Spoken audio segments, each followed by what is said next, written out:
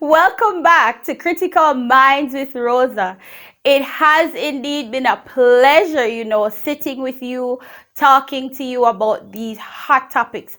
And today we have an even, more amazing topic to discuss. And that is the discussion that was aired with Meghan, Duchess of Sussex, and Prince Harry, when they were being interviewed by Oprah Winfrey. Let's get right to it.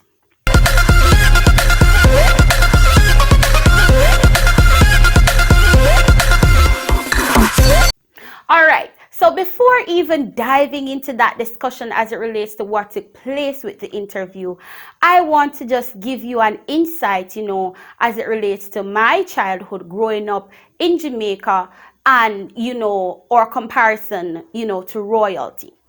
As we already know, Jamaica has evolved and become independent of the British rule. While I was going to school, shout out to Chetwood Memorial, by the way. So while I was going to primary school, I can always remember as a child when the Queen is coming, it would be, a big announcement and everybody would be ready to go down by the hill and watch to see as she drives by, down Queen's Drive, trying to get a glimpse of royalty, and that wave that is so unique to royalty.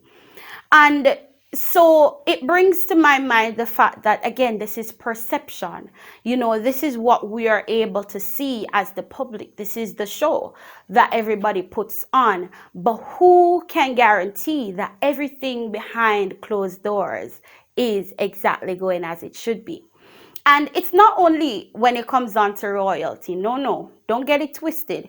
In general, we see each other. We see what people choose to put out there. But who knows that deep down and behind closed doors, who knows what exactly takes place? Now, let's dive right into the interview.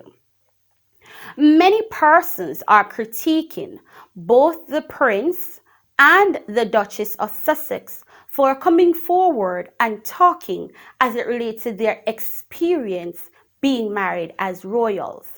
Now, what most would not understand is that for Meghan to enter into this role of royalty, people, especially those in the United Kingdom, would perceive her as a commoner.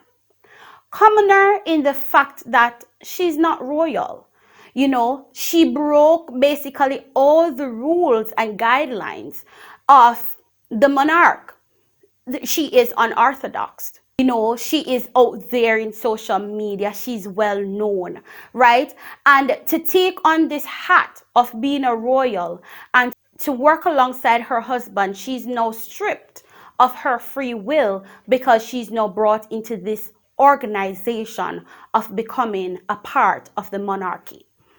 Now, for those who do not understand, the monarchy is very, very strong, and it is not up to one's free will to do as you would have pleased.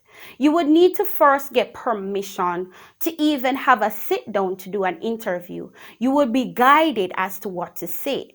Now, in addition to that, let's not get it twisted. Even though Oprah began introducing the discussion by saying, okay, they're not privy to the questions that were going to be asked, and there is a wide scope of questions that she could ask. She's not restricted to ask a particular question. That does not mean that both Harry and Meghan necessarily have to answer truthfully. And let me explain.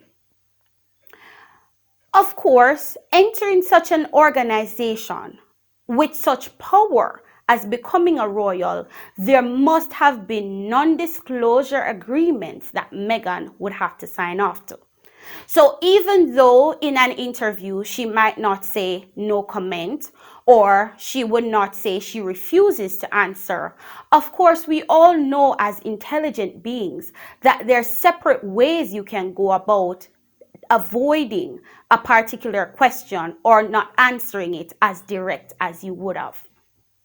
Now, I must applaud them for coming forward because it is teaching us a lesson. It is teaching us that, hey, not all that glitters is gold.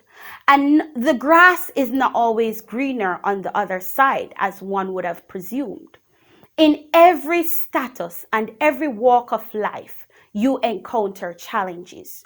Now, why is it that we would want to critique and to pull apart, such an interview to distinguish whether or not she's telling a lie? No, if you're a Jamaican, you already know anything you hear. If in a gosso, in near gosso. So it might not be entirely true, right? But there's some truth in what is being said. Now, with all that said, of course, we all are aware. We are all on social media. We all saw what Meghan had to endure, going into the role of becoming a royal. The criticisms, these racial slurs that were just tossed about, and again, she had no defense.